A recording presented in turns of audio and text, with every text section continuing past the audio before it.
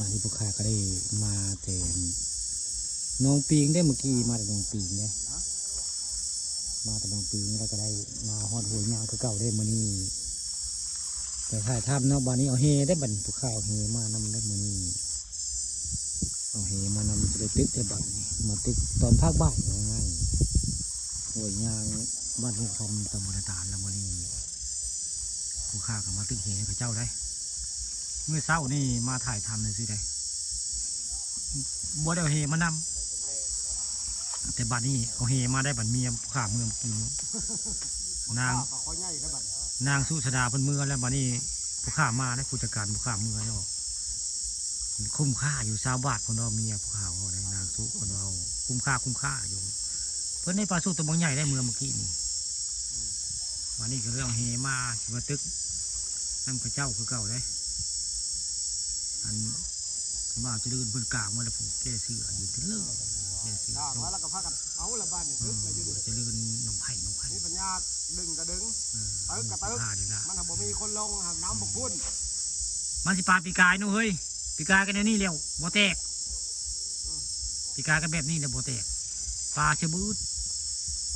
ปลาบ่ดื้อห่วยยางแต่เขาบ่มีปัญญาเอาไว้ง่ายปลาสิลายได้ปลาบ่ต้องห่วงนี่ก็ลายได้เจริญนั่นนี่ปลาอยู่นี่ลายได้ปลาใหญ่อยู่นี่ลายได้อยู่ในต้นนั้นต้นบอกว่าปลาบอกว่าแต่ละปีอยู่ในนี่ละไปว่าเนี่ยปลาคันโอ้พี่พลเห็นยังกันนั่น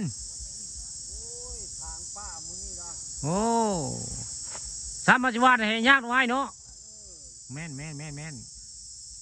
พี่พูนนี่ออกจอบุค่าลาเทือนะพี่พูนบ้านบึงสาได้เพิ่นมา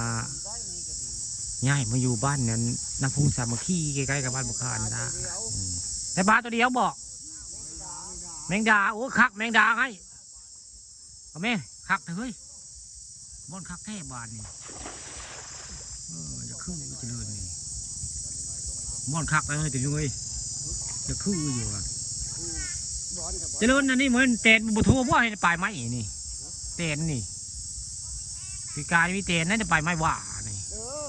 นี่ยังไม่จะเข้าไป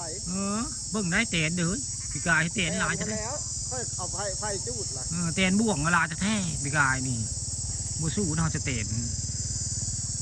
บ้านนี้บ้านเจริญเป็นหวานและเซียนเฮอันดับหนึ่งของน้องไผ่อย่างนี้เคยน้องไผ่ได้เพื่อนที่บ้านอื่น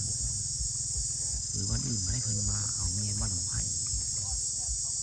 นี่แหละงานติ้งเฮหัวยยางบ้านมุงคำตะบุญตาลแหละมีต้นยางเถินเลย2 ต้น